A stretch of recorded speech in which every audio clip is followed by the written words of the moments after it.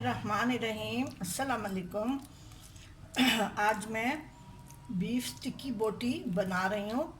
इसको मैं स्कीवर पे या लकड़ी की सीखों पे लगा के और इसके साथ सब्जियाँ भी लगाऊंगी। ये बीफ है, चिकन का तो हम रोज़ रोज़ बनाते हैं। आज सोचा बीफ का बना लूँ। बीफ का फ्लेवर भी अच्छा होता है और घर में कुछ ऐसे लोग बड़े बूढ़े होते हैं जो ये सोया सॉस वगैरह पसंद नहीं करते, तो इसको मैं आज पाकिस्तानी स्टाइल से बना रही हूँ। इसमें मैं ये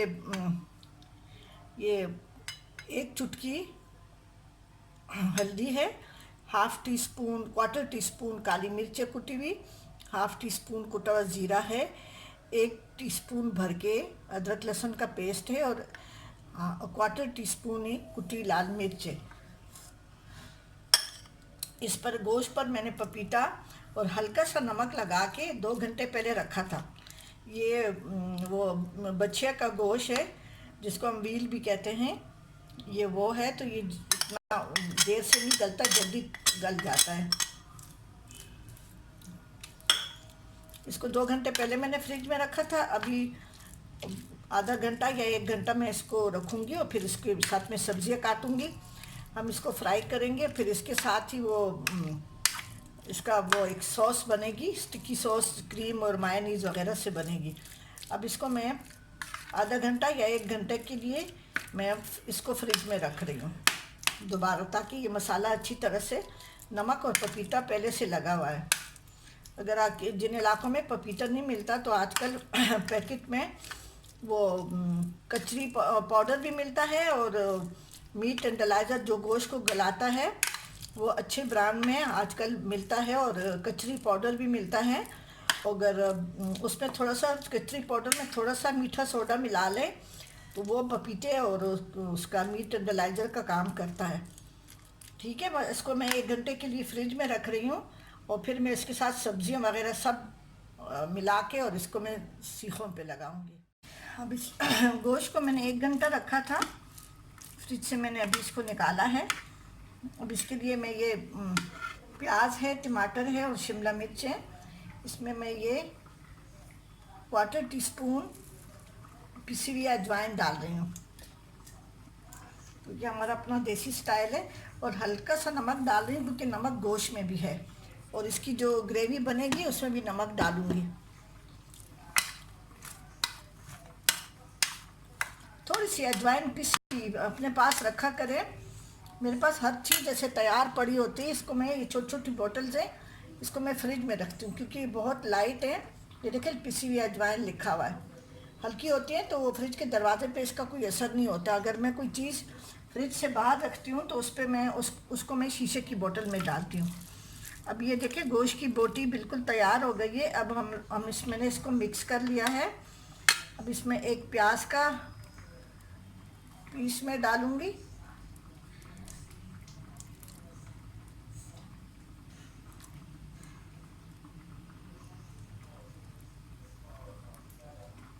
एक टमाटर का डालूँगी।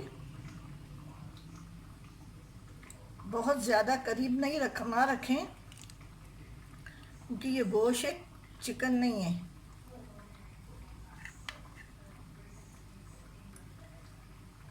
एक शिमला मिर्च रखें इस तरह से।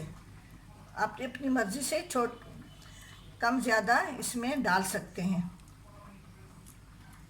ढूंढ ढूंढ के ना छोटी छोटी बोटियाँ डालें इसी तरह से। फिर एक प्याज डालें और अगर सब्ज़ी बच भी जाए तो आप वैसे भी इसको हल्का सा फ्राई कर सकते हैं।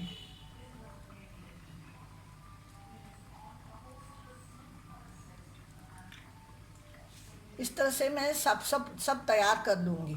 फिर मैं इसको फ्राई करके इसकी ग्रेवी बनाऊँगी। सब स्टिक्स पे मैंने ये गोश्त और ये सब्ज़ी वगैरह लगा लिए हैं।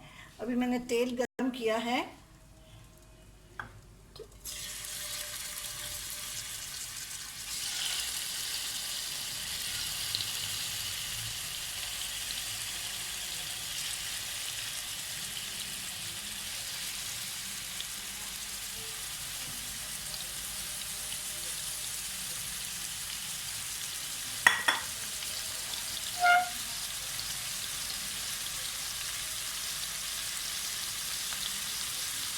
इनको मैं फ्राई कर रही हूँ।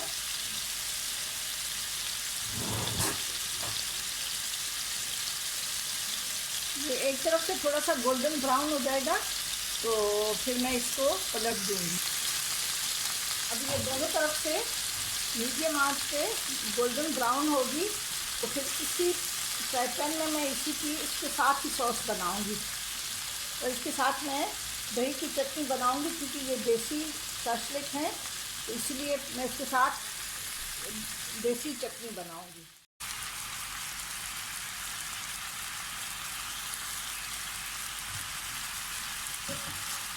अब ये दोनों तरफ से फ्राई हो गया था, इसको मैंने हल्की आंच पे रखा था। अब इसमें मैं ये दही है 1 टेबलस्पून मायोनीज है। मायोनीज मैंने 1 टेबलस्पून डाला है और 1 टेबलस्पून ही क्रीम है।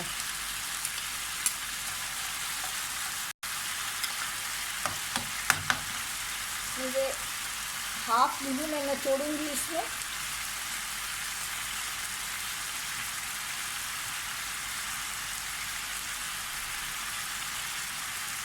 हाफ टी स्पून कुटी काली मिर्च है।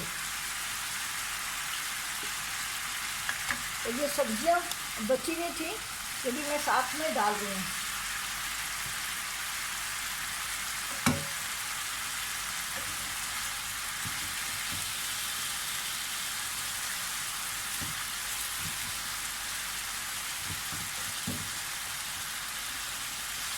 अब इनको मैं अच्छी तरह मिक्स करती हूँ।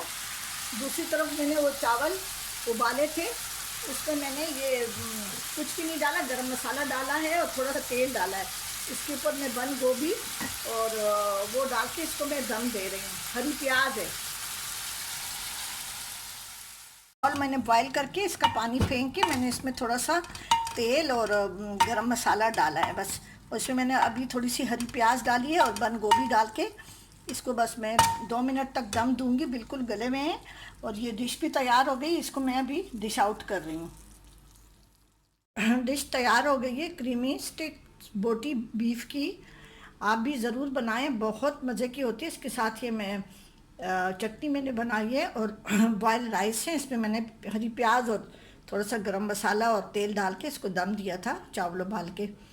आप भी ज़रूर बनाएं और मेरे चैनल जायका KPK को ज़रूर सब्सक्राइब करें और कमेंट्स करना ना भूलें, ज़रूर कमेंट्स करें। ये मेरी सिंपल सी रेसिपीज़ होती हैं। मैं बहुत ज़्यादा मिर्च मसाले घी तेल बहुत ज़्यादा इस्तेमाल नहीं करती।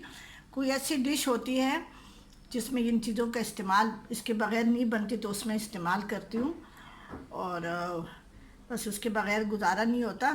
ठीक है, बिरयानी हो गया, कौरमा हो गया। ठीक है जी, आप ज़रूर बनाएं और मेरे चैनल जायका KPK कुकिंग को ज़रूर सब्सक्राइब करें और अपनी दुआओं में याद रखें। अल्लाह हाफिज़।